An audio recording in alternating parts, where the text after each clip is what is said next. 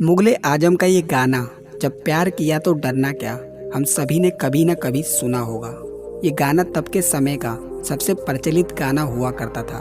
ये गाना मधुबाला, दिलीप साहब और पृथ्वीराज कपूर पर फिल्माया गया है। इस गाने के बोल हैं, जब प्यार किया तो डरना क्या।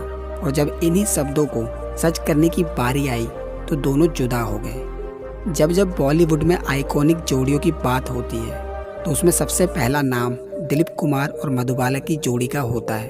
इन प्रेमी जोड़ों की कहानी हमारे दादा नानी तो जानते हैं, मगर क्या आप जानते हैं कि दोनों कैसे और कब और कहाँ मिले थे।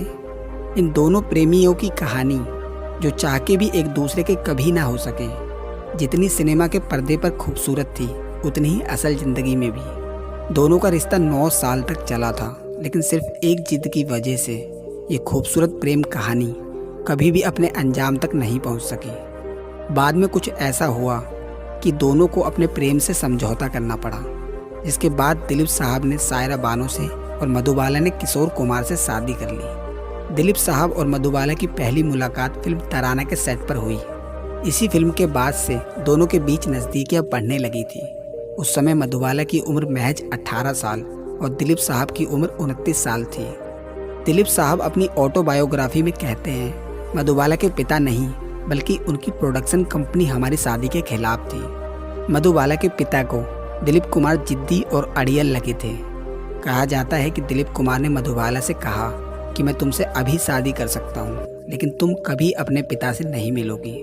मधुबाला कुछ नहीं बोली। कोई जवाब न मिलने पर थोड़ी देर में दिलीप कुमार वहाँ से चले गए। कुछ मीडिया रिपोर्ट्स के मुताबिक ग्वालियर में फिल्म की शूटिंग हो रही थी।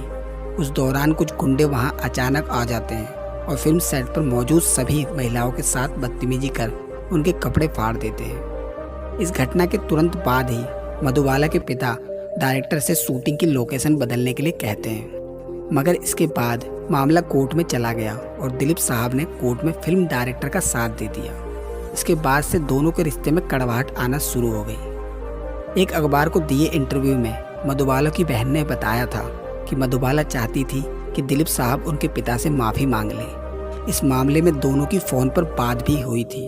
तब दिलीप कुमार ने मधुबाला से कहा था कि तुम अपने पिता को छोड़ दो, मैं तुमसे शादी कर लूँगा। मगर दोनों की अपनी जिद थी, इसी वजह से रिश्ता तबाह हो गया। इसके बाद दिलीप कुमार ने सायरा बानो और मधुबाला ने किशोर कुमार से शादी कर ली। दिलीप कुमार और मधुबाला की आखिरी मुलाकात के बारे में एक फिल्मी पत्रकार लिखते हैं कि जब दिलीप कुमार ने बीमार मधुबाला को देखा तो वे काफ़ी दुखी हुए थे। उस दिन मधुबाला के चेहरे पर एक फीकी सी मुस्कान थी। मधुबाला ने दिलीप की आंखों में देखते हुए कहा, मैं बहुत खुश हूँ कि हमारे शहजादे को उनकी शहजादी मिल गई। दोस्तों, वीडियो अच्छा लगा हो तो सब्सक्राइब करना ना भूलें, लाइक करें, कमेंट करें।